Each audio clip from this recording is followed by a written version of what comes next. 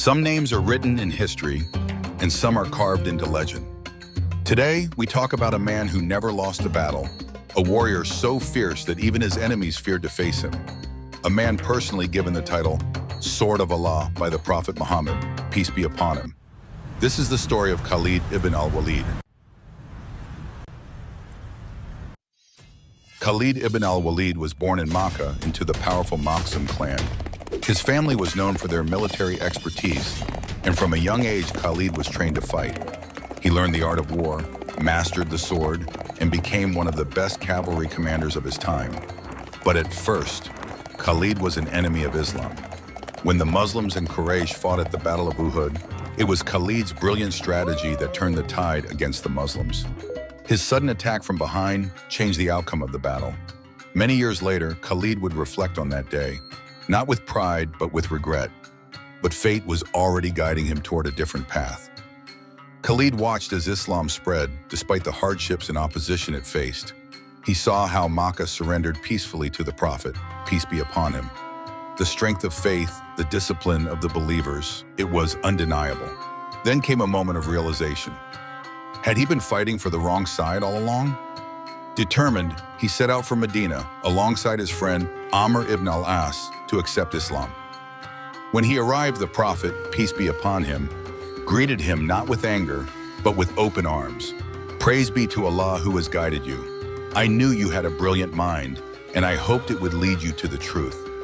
From that day forward, Khalid devoted his life, his sword, and his strength to Islam. Khalid's first test came at the Battle of Mu'tah. The Muslim army was heavily outnumbered, 3,000 Muslims against 200,000 Byzantine soldiers. Their commanders fell one by one until Khalid took charge. Using unmatched strategy, he fought back the Byzantines, confusing them by changing formations.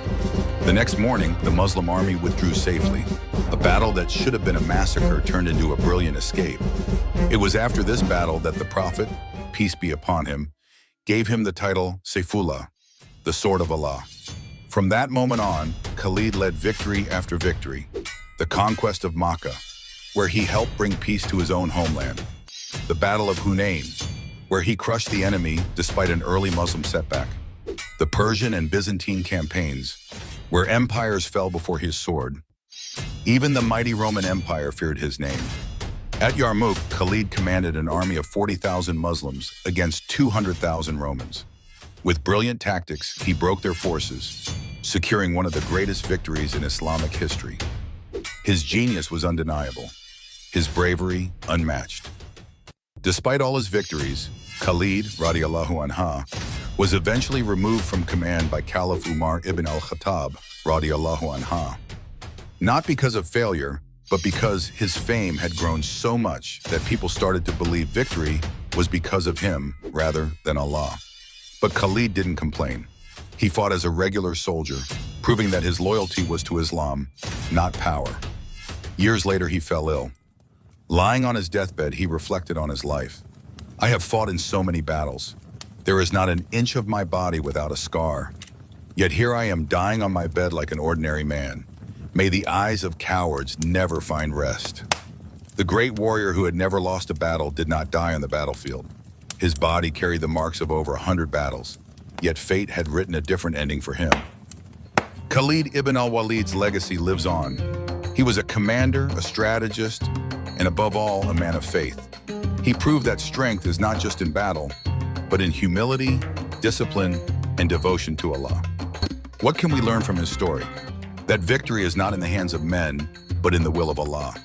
And that the true warrior is the one who fights for truth, not for fame.